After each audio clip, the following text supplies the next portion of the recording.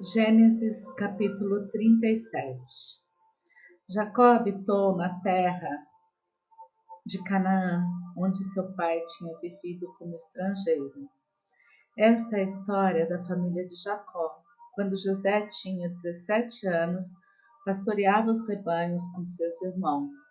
Ajudava os filhos de Bilá e os filhos de Zilpa, mulheres de seu pai, e contava ao pai a má fama deles. Ora, Israel gostava mais de José do que de qualquer outro filho, porque ele havia nascido em sua velhice. Por isso mandou fazer para ele uma túnica longa. Quando seus irmãos viram que o pai gostava mais dele do que qualquer outro filho, odiaram-no e não conseguiam falar com ele amigavelmente. Certa vez José teve um sonho e quando o contou a seus irmãos, eles passaram a odiá-lo ainda mais. Ouçam o sonho que tive, disse-lhes. Estávamos amarrando os feixes de trigo no campo, quando o meu feixe se levantou e ficou em pé, e os seus feixes se ajuntaram ao redor do meu e se curvaram diante dele. Seus irmãos lhe disseram: então vai reinar sobre nós? Quer dizer que você vai governar sobre nós? E o odiaram ainda mais, por causa do sonho e do que tinha dito. Depois teve outro sonho e o contou aos seus irmãos. Tive outro sonho, e desta vez o sol, a lua e 11 estrelas se curvaram diante de mim. Quando contou ao pai e aos irmãos, o pai o repreendeu e lhe disse: que sonho foi esse que você teve? Será que eu, sua mãe e seus irmãos viremos a nos curvar até o chão diante de você? Assim seus irmãos tiveram ciúmes dele. O pai, no entanto, refletia naquilo. Os irmãos de José tinham ido cuidar dos rebanhos do pai, perto de Siquém. E Israel disse a José: como você sabe, seus irmãos estão apacentando os rebanhos perto de Siquém. Quero que você vá até lá. Sim, senhor, respondeu ele. Disse-lhe o pai: vá ver se está tudo bem com seus irmãos e com os rebanhos, e traga-me notícias. Jacó o enviou quando estava no vale de Hebrom, mas José se perdeu quando se aproximava de Siquém. Um homem o encontrou vagueando pelos campos e lhe perguntou: que é que você está procurando? Ele respondeu: procuro meus irmãos. Pode me dizer onde eles estão apacentando os rebanhos? Respondeu o homem: eles já partiram daqui. Eu os ouvi dizer: vamos para Dotã. Assim José foi em busca dos seus irmãos e os encontrou perto de Dotã. Mas eles ouviram de longe e antes que chegasse, planejaram matá-lo. Lá vem aquele sonhador, diziam uns aos outros. É agora, vamos matá-lo e jogá-lo num desses poços, e diremos que um animal selvagem o devorou. Veremos então o que será dos seus sonhos. Quando Rúben ouviu isso, tentou livrá-lo das mãos deles, dizendo: não lhe tiremos a vida. E acrescentou: não derramem sangue, joguem-no naquele poço no deserto, mas não toquem nele. Rúben propôs isso com a intenção de livrá-lo e levá-lo de volta ao pai. Chegando José e seus irmãos, lhe arrancaram a túnica longa, agarraram-no e o jogaram no poço, que estava vazio e sem água. Ao se assentarem para comer, viram ao longe uma caravana de ismaelitas que vinham de Gileade. Seus camelos estavam carregados de especiarias, bálsamo e mirra, que eles levavam para o Egito. Judá disse então a seus irmãos: que ganharemos se matarmos o nosso irmão e escondermos o seu sangue? Vamos vendê-lo aos ismaelitas. Não tocaremos nele, afinal é nosso irmão, é nosso próprio sangue. E seus irmãos concordaram. Quando os mercadores ismaelitas de Midian se aproximaram, seus irmãos tiraram José do poço e o venderam por 20 peças de prata aos ismaelitas, que o levaram para o Egito. Quando Rúben voltou ao poço e viu que José não estava lá, rasgou suas vestes. e voltando a seus irmãos disse: o jovem não está lá, para onde irei agora? Então eles mataram um bode, mergulharam no sangue a túnica de José e a mandaram ao pai com este recado: achamos isto, veja se é a túnica de teu filho. Ele a reconheceu e disse: é a túnica de meu filho, um animal selvagem o devorou. José foi despedaçado. Então Jacó rasgou suas vestes, vestiu-se de pano de saco e chorou muitos dias por seu filho. Todos os seus filhos e filhas vieram consolá-lo, mas ele recusou ser consolado, dizendo: não, chorando descerei à sepultura para junto de meu filho, e continuou a chorar por ele. Nesse meio tempo, no Egito, os midianitas venderam José a Potifar, oficial do faraó e capitão da guarda. Gênesis capítulo 38. Por essa época, Judá deixou seus irmãos e passou a viver na casa de um homem de Adulão, chamado Irã. Ali, Judá encontrou a filha de um cananeu chamado Suá e casou-se com ela. Ele a possuiu. Ela engravidou e deu à luz um filho, ao qual ele deu o nome de Er. Tornou a engravidar e teve um filho e deu-lhe o nome de Onã. Quando estava em Quisibe, ela teve ainda outro filho e chamou-o Selá. Judá escolheu uma mulher chamada Tamar para Er, seu filho mais velho. Mas o Senhor reprovou a conduta perversa de Er, filho mais velho de Judá, e por isso o matou. Então Judá disse a Onã: case-se com a mulher do seu irmão, cumpra suas obrigações de cunhado para com ela e dê uma descendência a seu irmão. Mas Onã sabia que a descendência não seria sua. Assim, toda vez que possuía a mulher de seu irmão, derramava o sêmen no chão para evitar que seu irmão tivesse descendência. O Senhor reprovou o que ele fazia e por isso o matou também. Disse então Judá à sua nora Tamar: more como viúva na casa de seu pai, até que o meu filho Selá cresça. Porque pensou, ele também poderá morrer como seus irmãos. Assim Tamar foi morar na casa do pai. Tempos depois, morreu a mulher de Judá, filha de Suá. Passado o luto, Judá foi ver os tosqueadores do seu rebanho em Tímna com seu amigo Irã, o Adulamita. Quando foi dito a Tamar, seu sogro está a caminho de Tímna para tosquear suas ovelhas. Ela trocou suas roupas de viúva, cobriu-se com um véu para se disfarçar e foi sentar-se à entrada de Enaim, que fica no caminho de Tímna. Ela fez isso porque viu que, embora Selá já fosse crescido, ela não lhe tinha sido dada em casamento. Quando a viu, Judá pensou que fosse uma prostituta, porque ela havia encoberto o rosto. Não sabendo que era sua nora, dirigiu-se a ela à beira da estrada e disse: venha cá, quero deitar-me com você. Ela lhe perguntou: o que você me dará para deitar-se comigo? Disse ele: eu lhe mandarei um cabritinho do meu rebanho. E ela perguntou: você me deixará alguma coisa como garantia até que eu mande? Disse Judá: que garantia devo dar-lhe? Respondeu ela: o seu selo com o cordão e o cajado que você tem na mão. Ele os entregou e a possuiu, e Tamar engravidou dele. Ela se foi, tirou o véu e tornou a vestir as roupas de viúva. Judá mandou o cabritinho por meio de seu amigo Adulamita, a fim de reaver da mulher sua garantia, mas ele não a encontrou. E perguntou aos homens do lugar: onde está a prostituta cultual que costuma ficar à beira do caminho de Enaim? Eles responderam: aqui não há nenhuma prostituta cultual. Assim ele voltou a Judá e disse: não a encontrei. Além disso, os homens do lugar disseram que lá não há nenhuma prostituta cultual. Disse Judá: fique ela com o que lhe dei. Não quero que nos tornemos motivo de zombaria. Afinal de contas, mandei a ela este cabritinho, mas você não a encontrou.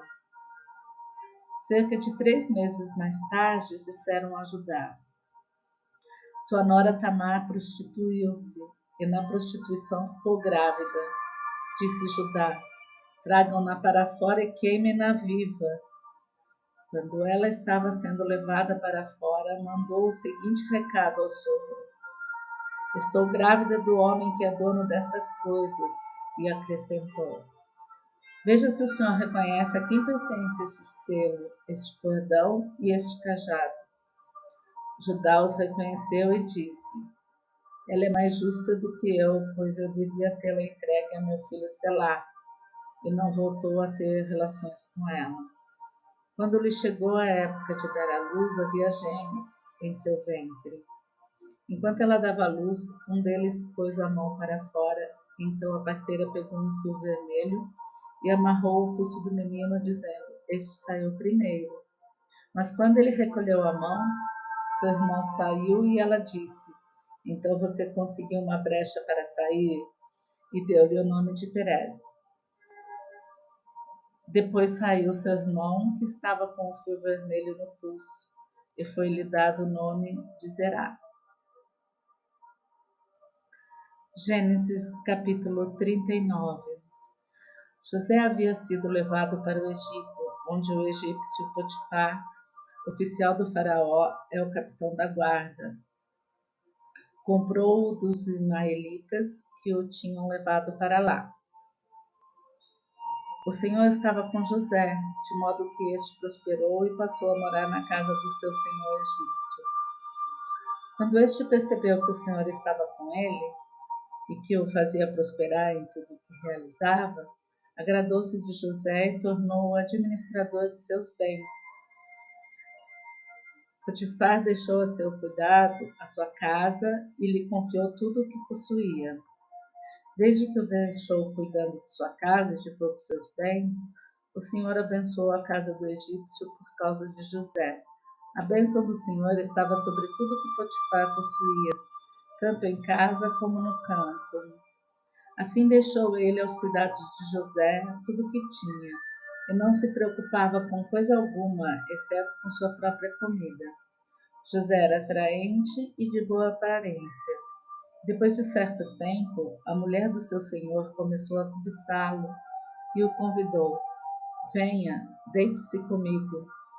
Mas ele se recusou e lhe disse: meu senhor não se preocupa com coisa alguma de sua casa, e tudo o que tem deixou aos meus cuidados.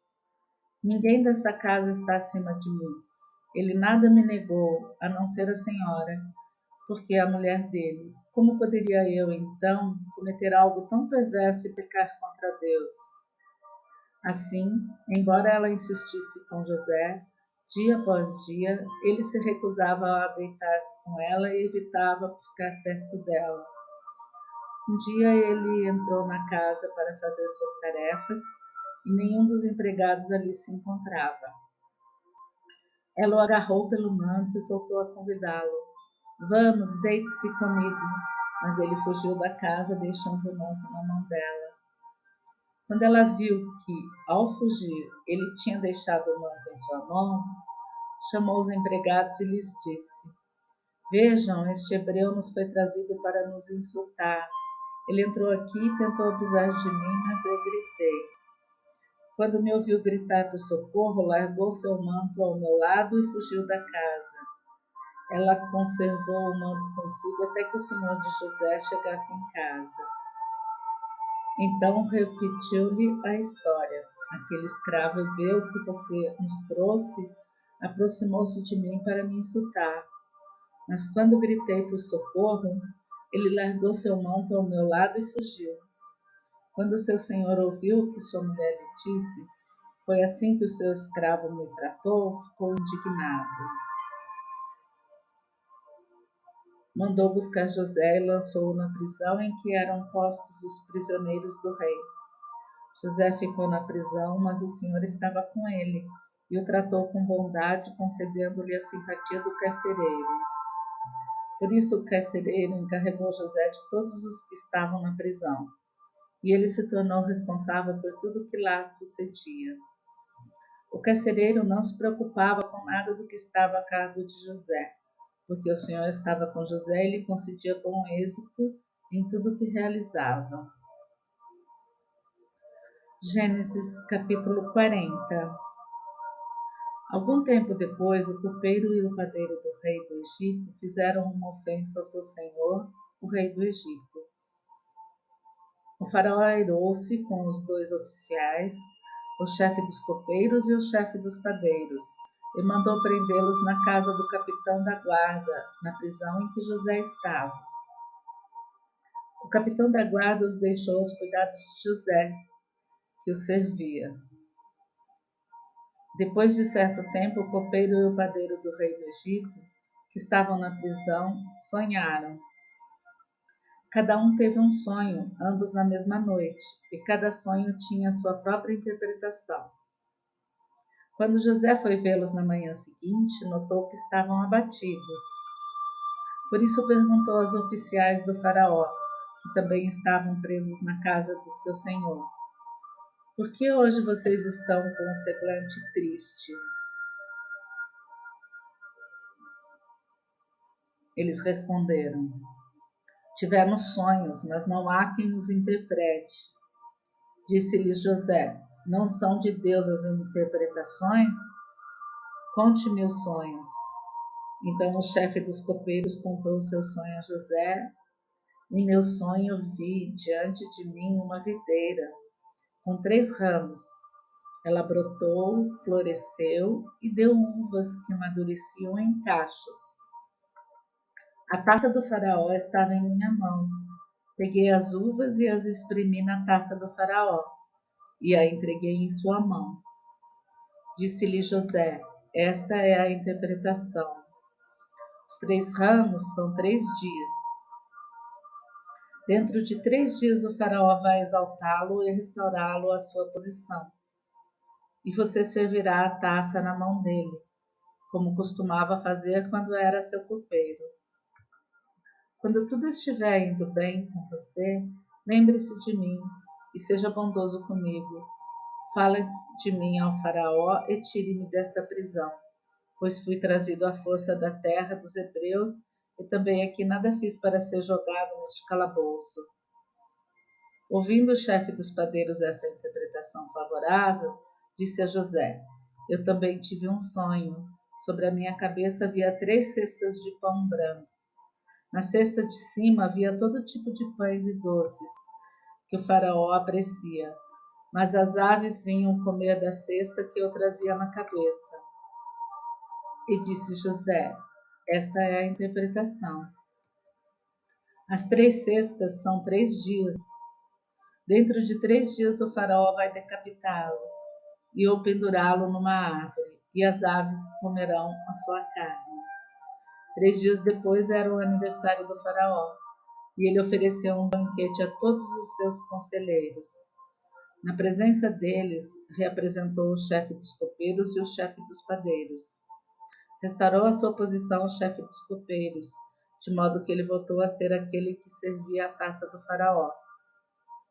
Mas o chefe dos padeiros mandou enforcar como José lhes dissera em sua interpretação. O chefe dos copeiros, porém, não se lembrou de José, ao contrário, esqueceu-se dele. Gênesis capítulo 41. Ao final de 2 anos, o faraó teve um sonho. Ele estava em pé junto ao rio Nilo, quando saíram do rio 7 vacas belas e gordas, que começaram a pastar entre os juncos. Depois saíram do rio mais 7 vacas, feias e magras, que foram para junto das outras à beira do Nilo. Então as vacas feias e magras comeram as 7 vacas belas e gordas. Nisso o faraó acordou. Tornou a adormecer e teve outro sonho. 7 espigas de trigo graúdas e boas cresciam no mesmo pé. Depois brotaram outras 7 espigas mirradas e ressequidas pelo vento leste. As espigas mirradas engoliram as 7 espigas graúdas e cheias. Então o faraó acordou. Era um sonho. Pela manhã, perturbado, mandou chamar todos os magos e sábios do Egito e lhes contou os sonhos, mas ninguém foi capaz de interpretá-los. Então o chefe dos copeiros disse ao faraó: hoje me lembro de minhas faltas. Certa vez o faraó ficou irado com seus 2 servos e mandou prender-me junto com o chefe dos padeiros, na casa do capitão da guarda. Certa noite, cada um de nós teve um sonho, e cada sonho tinha uma interpretação. Pois bem, havia lá conosco um jovem hebreu, servo do capitão da guarda. Contamos a ele os nossos sonhos e ele os interpretou, dando a cada um de nós a interpretação do seu próprio sonho. E tudo aconteceu conforme ele nos dissera. Eu fui restaurado à minha posição e o outro foi enforcado. O faraó mandou chamar José, que foi trazido depressa do calabouço. Depois de se barbear e trocar de roupa, apresentou-se ao faraó. O faraó disse a José: tive um sonho que ninguém consegue interpretar, mas ouvi falar que você, ao ouvir um sonho, é capaz de interpretá-lo. Respondeu-lhe José: isso não depende de mim, mas Deus dará ao faraó uma resposta favorável. Então o faraó contou o sonho a José. Sonhei que estava de pé à beira do Nilo, quando saíram do rio 7 vacas belas e gordas, que começaram a pastar entre os juncos. Depois saíram outras 7, raquíticas, muito feias e magras. Nunca vi vacas tão feias em toda a terra do Egito. As vacas magras e feias comeram as 7 vacas gordas que tinham aparecido primeiro. Mesmo depois de havê-las comido, não parecia que o tivessem feito, pois continuavam tão magras como antes. Então acordei. Depois tive outro sonho. Vi 7 espigas de cereal cheias de boas que cresciam no mesmo pé. Depois delas brotaram outras 7, murchas e mirradas, ressequidas pelo vento leste. As espigas magras engoliram as 7 espigas boas. Contei isso aos magos, mas ninguém foi capaz de explicá-lo. O faraó teve um único sono, disse-lhe José. Deus revelou ao faraó o que ele está prestes para fazer. As 7 vacas boas são 7 anos, e as 7 espigas boas são também 7 anos. Trata-se de um único sonho. As 7 vacas magras e feias que surgiram depois das outras, e as 7 espigas mirradas, queimadas pelo vento leste, são 7 anos. Serão 7 anos de fome. E exatamente como eu disse a Faraó, Deus mostrou ao Faraó aquilo que ele vai fazer. 7 anos de muita fartura estão para vir sobre toda a terra do Egito. Mas depois virão 7 anos de fome. Então todo o tempo de fartura será esquecido, pois a fome arruinará a terra. A fome que virá depois será tão rigorosa que o tempo de fartura não será mais lembrado na terra. O sonho veio ao faraó 2 vezes, porque a questão já foi decidida por Deus, que se apressa em realizá-la. Procure agora o faraó um homem criterioso e sábio, e coloque-o no comando da terra do Egito. O faraó também deve estabelecer supervisores para recolher 1/5 da colheita do Egito durante os 7 anos de fartura. Eles deverão recolher o que puderem nos anos bons que virão e fazer estoques de trigo que, sob o controle do faraó, serão armazenados nas cidades.